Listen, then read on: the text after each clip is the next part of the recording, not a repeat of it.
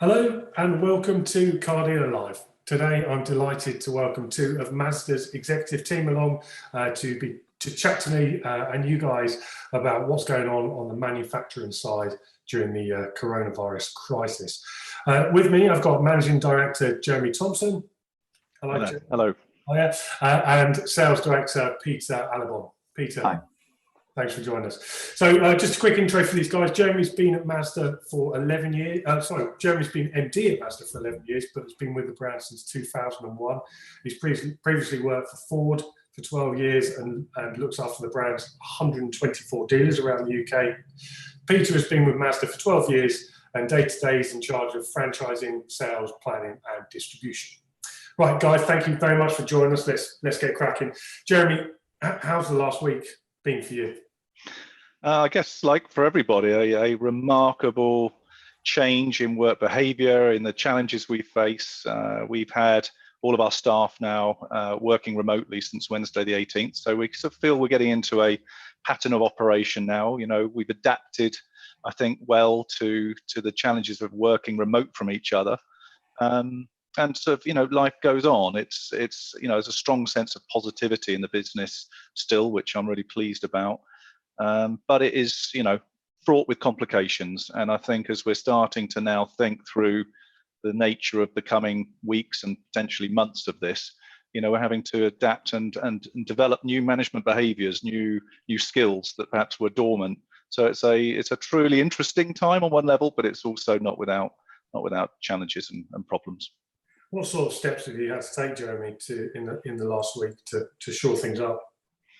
Well, certainly, you know, the initial reactions, I'm sure everybody who is now having to cope with remote working is the technology. And I think that's been pretty much a crash course for everybody to make sure that we are set up for this, you know, for the medium term.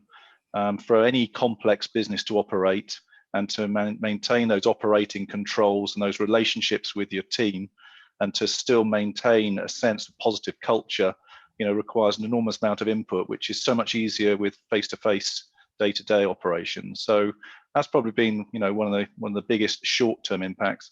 And then just making sure that we've got all the bases covered in terms of communication with networks, in terms of governance and operating controls within our business, and of course the huge complexities of upline manufacturing and logistics. So all of that has come together at the same time as all of us are having to adapt to our local working environment of home and actually being at home with dependent relatives and family. So, you know, this is quite a whirlwind to actually sort of have to endure. But at the moment, you know, I'm actually remaining pretty positive about how we've come through it so far. So what are you advising your dealers to do? I mean, you've got 124 around the country. What advice have you given those guys who are obviously in a very distressed situation? Yeah, of course, you know, initial stages, communication is everything, and it's what started off as kind of just the build up to this is now kind of plateaued out a little. Of course, at the heart of it is ensuring that our dealers stay safe, that they're taking all the necessary precautions. But of course, the government guidance early last week, kind of overtook events and showrooms closed. We have 28% of our dealers with some form of after-sales capability, so they can receive breakdown recovery cars into the business, and they can still support key workers with any essential work that needs doing to the car. So I think in terms of advising the dealers, it's very much, of course, you know, following the government guidance, but it's also staying very connected to us. You know, we still have a full field team resource who are talking to the dealers on a practically daily basis. And I think maintaining that relationship that used to be physical, face-to-face, and is now, of course, 100% online or by phone, that is super important, making sure we have the contacts in the dealerships to talk to, because many, of course, and maybe we'll come on to this, have furloughed an awful lot of the staff. So maintaining those relationships we've had within the business is important. Peter, if I may, what steps are you taking to help your dealers out at the moment? Well, I guess first of all, giving them the absolute freedom really to make the right choices for their business and their people. I think the financial health of the network and the impact over the lockdown period is obviously a major concern. I think it is for the industry and not just our industry. And we have issued a detailed dealer support pack to give dealers some reassurances by detailing our approach to a number of things over the course of certainly January through to the end of June. And that includes things such as dealer margin, our volume targets, our requirements for demonstrators, new and used funding that we've given extended wholesale periods on both new cars and on demonstrator lines, concessions around monthly charges that we'd normally put onto the dealers, and the support of our banking partners in Santander and Lombard, both by way of dealer funding and also what they're offering customers, and the support that's available from both our marketing and PR teams by way of any support in communications during the short term, but also laying down what our plans are for the short to medium term as we work through this situation. We're also, in terms of the dealer health, making sure that they're aware of all of the finance advisory specialists that are out there, because they're putting some good stuff out in terms of how dealers can access all the support that's being made available. And I think just steering them in the right direction may be able to help them access what is available to them. Have you got any dealers that are managing to operate any form of sales operation at this time? No sales. I mean, in terms of physical sales, absolutely not. There are dealers that have got online capability, but I don't believe any will be making deliveries, and nor do I think it's right for them to be making deliveries right now. So I think for now, it's about making sure you're available and accessible to customers online. And that's more for the research phase as opposed to going down to making an absolute purchase to delivery, because I'm not sure that's the right thing to do just yet. So what about new car supply? I mean, that's obviously going to have a massive impact with factories closing around the world. What sort of information do you have on how that's going to affect you guys?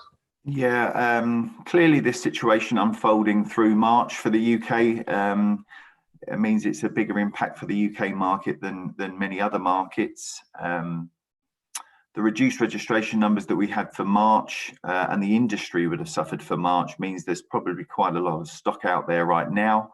For us, we've reduced production over the course of the next couple of months just to better align the production flow through and also make some predictions about how the situation may evolve over the coming months, so we can actually make some judgments on what production requirements we will have in the months ahead.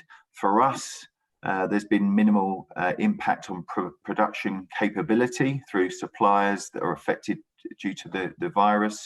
And so it's in our own hands really to make the best call on what production's right to meet the future sales plans. The difficulty is judging exactly what the future sales plans will be for April through June and potentially beyond. Yeah. Jeremy, can we just touch on how long you think businesses are going to be closed for? I mean, obviously we had some more information yesterday from the Deputy Chief Medical Officer saying it could be as long as 6 months. I mean, some of the information we had out from dealers in the early part was they were going to be closed for 3 weeks. Best guess could now be 3 months. I mean, what are you thinking? How long do you think car dealerships are going to be closed for? Yeah, it's the impossible question I think we're all asking ourselves. So I believe for the purposes of the furlough legislation, it has to be for a minimum of 3 weeks. So that pretty much sets one bookend for most businesses, certainly in the automotive and leisure industries. I agree that we are probably looking at months, and I would hope that's at the 3-month end rather than the 6-month end. All of those different scenarios, those 3 different scenarios maybe require, I think, fundamentally different planning horizons and outcomes. So, we're now we're over the immediate peak of crisis emergency management. I think we'll enter a period of progressively a new normality for now, crisis normality. The critical factor in this is going to be how we as manufacturers now kind of think about where the leading edge indicators are of any recovery, and couple that with, clearly the government advice on the degree to which the restrictions will be lifted, and whether that will be national or whether that's regional according to where the sort of coronavirus hotspots are. all of these factors are going to require careful consideration in how we then ready ourselves for a return. But to your direct question, I would be personally thinking in terms of at least three months. So when we do finally get out of this, and we will, do you think there will be a huge bounce for the car industry, or is it going to be slow to get back to normal?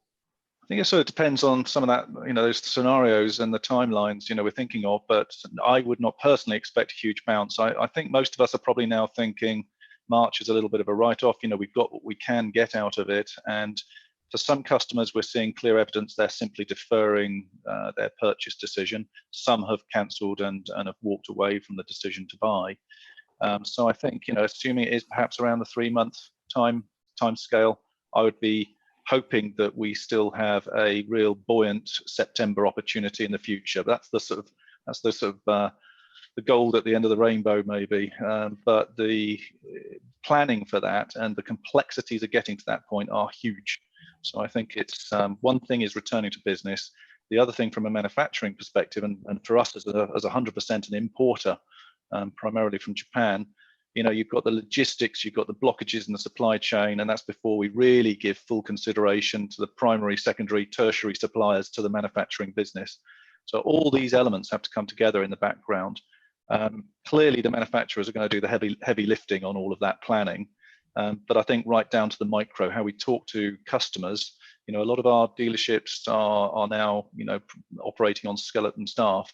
So I think the manufacturers also have to look at the other end of the telescope, which is how do we make sure we are communicating effectively and well with consumers to give them the appropriate messages, advice, and guidance at the appropriate time. Now is not the time, absolutely not the time to be pushing overt sales messages. I think that would be tonally and optically completely wrong. But there will be some leading edge indicators when we need to start tuning that up so that we don't miss the upswing. Yeah, the next few weeks are going to be a period of intense planning and I think scenario setting, effectively gaming it. What are you hearing from your counterparts around Europe and the rest of the world? I mean, how are other markets dealing with this? And is there anything we can take from their experiences? It's very similar, I guess. There are no upsides to this other than perhaps one faint one, which is that we are somewhat behind some of the other markets' progression, so we can benefit from the learnings as those markets go through the peak and hopefully into the recovery phase. And that will give us some perhaps early indicators of things that we could do to be optimized in the UK for the recovery. You look at China, there's clear evidence that has come back. They may have then the wobbles as different areas have some kind of reinfection issue. The US is now going into an entirely different situation. For many of us manufacturers, the North American operations are pretty central to the total business model. Asia going through its own complications as well. So I think watching which markets were ahead of the curve on a lot of this stuff will be useful and important. But I think we're all affected one way or another. Just had a question in on the live feed from David Jones saying, have you continued with your media plan for national marketing or adapted it in any way? And what advice are you giving to dealers on how they should run their marketing over the next few weeks? I don't know which one of you wants to take that question. I'll take that. We've heavily adapted it, particularly in terms of broadcast, reach media, TV. That's been pushed right back into later in the year. I think the kind of messages that you would use in that format that would just be somewhat inappropriate at the moment. But we're investing heavily in digital and social. That's where customers continue to want to engage with us, not necessarily on sales messages, but for reassurance and advice, guidance on sort of dealer issues. So I think this is a period where we need to support and also provide the kind of infrastructure for our network to maintain a connection with customers. It's definitely not a period for pushing overt sales messages or advertising in the most traditional sense. Thank you. Peter, can I come to you and just ask you a little bit about how you're dealing with consumers at this time, specifically around finance agreements? I mean, there's a lot of people out there who can be struggling to pay. Is Mazda doing anything as a brand to help those people out? Yeah, so thankfully we've had both our finance companies, both from the wholesale and also retail perspective, been fast to react to the situation from a customer perspective. Mazda Financial Services is provided through Santander, and they are already offering customers informal 3-month extensions on retail paper, or more formal 12-month extensions where necessary or appropriate to do so, and that's probably going to become the norm. And then even on contract hire, they're putting 6-month extensions in place for those types of contracts, and therefore they're for those customers who maybe are coming towards the end of a contract, so that they can have time to determine what they need to do. As far as those customers that find it difficult to make payments, they're actively supporting customers to call into their support line, and they will review each individual case naturally, but they're certainly looking for ways in which to help customers through this particular situation. So, on if someone's got a PCP over the next 3 months, how does that work? I mean, what happens with the balloon payment? Are they just carrying on paying their usual payments, and that balloon figure's coming down? I'm a little bit unsure about how that's working at the moment. Yeah, so it will be slightly different depending whether it's just a 3-month extension, which would just be a continuation of the payment. A 12-month extension, something a bit more formal, goes on to a different agreement. And so not sure how the payments exactly will work out in that regard, but it's more of a formal agreement that's put in place, whereas a 3-month extension buys a bit of time, continue with your payment, and your balloon would reduce by the monthly payments that you're making. So your dealers speaking to customers that are coming up for those renewals and explaining how that works at the moment? I think those dealers that have the capability to do that, they will be, but very much they'll be also routing through to the Santander team who are fully set up to have those conversations. I think if I can jump in as well, we're going to see this influence the return phase. So, a lot of these are going to be ready for renewal. They're going to have to change. So I think some of these financed retail and fleet, extended fleet business is going to have to come back into market in the sort of months to come. Maybe retail will be harder to tease out, but I think we can rely on all of this business that has been deferred coming good in, let's hope, in the readiness for at least September, if not before. So what about warranties and servicing? I mean, there's a lot of people who can't get their cars serviced at this time. How is Mazda dealing with those customers? We would always have a degree of latitude which we can apply through our customer assistance team for customers with situations like that. But that's clearly now being extended and ramped up. So if there is a delay in time or a slight increase in mileage over the standard, then we have a process, and I'm sure all manufacturers would be similar in their approach to this, in taking full consideration of that in exceptional times. Not to open the floodgates, to people who haven't looked after their cars, but absolutely to protect people who cannot reasonably get them serviced, and practically virtually no one can.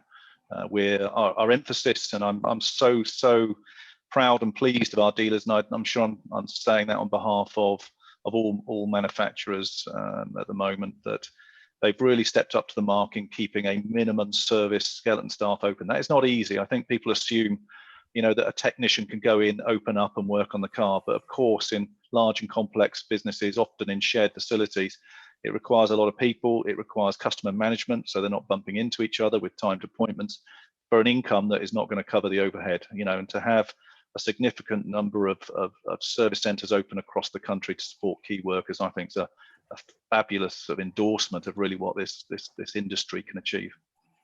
But they're not going to be able to run at a loss like that forever, are they?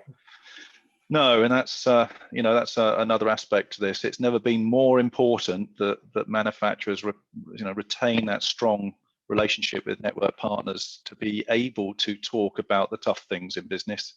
I'm really pleased that we have that relationship with our network. I'm sure other manufacturers do with theirs, that we're only a phone call away, and it's always easier to have these conversations earlier in the process. So the more network partners are talking to manufacturers about the specific challenges relating to the financials of the business, the better. We can do and have done a tremendous amount to try and remove some of that pressure. But as this then moves on, it's not going to get any easier. So it's absolutely crucial that we are operating as a total unit, not no them and us, no manufacturer versus networks. It's we're all in this together. That's a much overused phrase, but it couldn't be truer than it is now. A question to both of you, really. There's probably a lot of dealers now that are probably really struggling to fill their time. What should they be doing at the moment to make sure they're ready to get back to work? I mean, how can they look after customers now, or look after their businesses now to make sure they're ready for the return? Maybe if I just start that one off, and then maybe Pete. But just this morning in our Skype management department heads meeting, just someone raised a very real example where one of our dealers drove 60 miles with a replacement battery to a nurse with an 11-year-old Mazda. Left it on her doorstep because she had someone in the household, or she could fit the battery herself and get the car moving again. That kind of commitment from dealers who can support local communities, and maybe even more than local, where there are parts of the network that are shut. That sort of stuff builds reputation, brand strength, respect for business, way beyond anything you could do in normal kind of social responsibility type work. So I would encourage, within the realms of what can be done with the current restrictions, that it's these things that local businesses can do that will count for the months and years to come. Yeah, and I guess to add to that, if they can just make themselves available, make sure that contact information during this time is readily available to customers and to us, so we can update our websites. So I think customers appreciate that it is not business as usual right now, but just so that they're able to have contact with people, be reassured. I think that will go some way in ensuring that those customers are retained in the future. And then when it's time to bounce back, I think we're all going to be frantically busy once again, getting ready for what that bounce back needs to look like and preparing for that. All of us will be competing for space and share a voice to try to bring customers back into line. But for now, it's more about being available for the customers when they want to reach out to us, rather than necessarily reaching out to them with any hard sell, as Jeremy mentioned earlier. So have many of your dealers had to furlough staff? Yeah, huge. I think Dash Gupta on the session you had last week, referenced how it's affected marshals, and we see that across the entire business. I'm sure, again, all manufacturers it's the same, but I would say the vast majority of network have furloughed the majority of their staff. So that's in itself a challenge, because many of the people we would normally have a day-to-day connection with, it may now just be dealer principal, finance director, one or two department heads in the dealership. But I suspect that will even out. So I think there was an initial early reaction. Maybe that will be slightly moderated, but I would take it that the substantial majority of dealer staff are furloughed. Do you have you had to make similar things at your business, Jeremy? You've had furlough staff? No, we haven't. We have a relatively small team, and everybody is remote working, and the nature of the manufacturer responsibility in this is slightly different, because a lot of what we are doing is upstream management.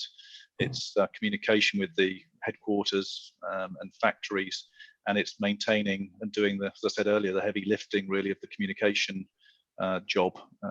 So a lot of those, in fact, all those roles, really continue as we go through. So no, it's a slightly different issue, I would say. So can I just touch on used cars? Dash had some interesting stuff to say about used cars and the fact that the prices could rocket. I mean, do you think that's going to be the same? I guess I'll take that.